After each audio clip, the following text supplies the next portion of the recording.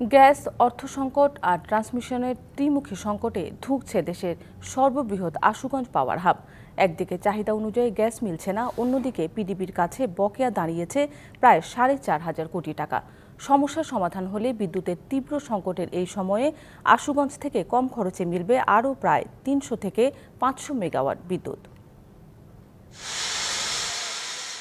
দেশের সবচেয়ে বড় power hub Ashuganj power station company limited APSCL এর 6টি ইউনিটের বর্তমানে বিদ্যুৎ উৎপাদন ক্ষমতা 1647 মেগাওয়াট। গ্যাস ভিত্তিক এই হাবের বিদ্যুৎ উৎপাদন খরচও তুলনামূলক কম, গড়ে প্রতি ইউনিট 5.06 টাকা। কিন্তু চাহিদা অনুযায়ী গ্যাস না পাওয়ায় এই কেন্দ্রের সক্ষমতা পুরোপুরি ব্যবহার করা যাচ্ছে না। উৎপাদন হচ্ছে 900 থেকে সর্বোচ্চ 1200 মেগাওয়াট।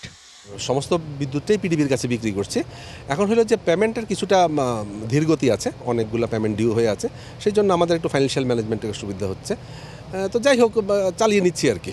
আমরা কিছু লোনের ব্যবস্থা করেছি বিভিন্ন ব্যাংক থেকে, তো আপাতত চলছে। তবে বিপিডির কাছে আমাদের সবসময় রিকোয়েস্ট ছিল যে যেন বিলটা পে করে দিলে আমাদের লোন রিপেমেন্টেরগুলো সুবিধা হয় আর কি। সংকটের জন্য কর্মকর্তাদের গাফিলতি আছে মন্তব্য করে সমাধানের আশ্বাস দিয়েছেন বিদ্যুৎ, জ্বালানি ও খনিজ সম্পদ প্রতিমন্ত্রী। যেহেতু গ্যাস পাচ্ছি কম, আমরা এখানে গ্যাস দিতে পারছি, এই জন্য আমরা কম পাওয়ার প্ল্যান্ট দিচ্ছি। ট্রান্সমিশনেরও কিছু অসুবিধা হচ্ছে, তারা পুরো লোড নিতে পারবে না। ওয়ালটন ফ্রিজ কিনে অনেকের মতো আপনিও হয়ে যেতে পারেন মিলেনিয়াল। সেরা পণ্যের সেরা অফার। যে লেভেলে আমাদের ডিস্ট্রিবিউশন কোম্পানিগুলো তৈরি হয়েছে, সেই লেভেলে পিজিসিবি তৈরি হয়।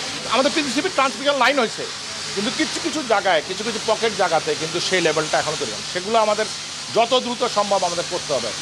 নিরবচ্ছিন্ন বিদ্যুৎ সরবরাহ নিশ্চিত করতে নানামুখী কার্যক্রম চলছে বলেও জানান প্রতিমন্ত্রী।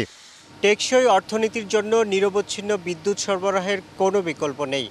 দেশের আগামী দিনের অর্থনীতির ভিত কতটা মজবুত হবে তা নির্ভর করছে বিদ্যুৎ খাতে সরকারের নেওয়া নানা পদক্ষেপের যথাযথ বাস্তবায়নের উপর।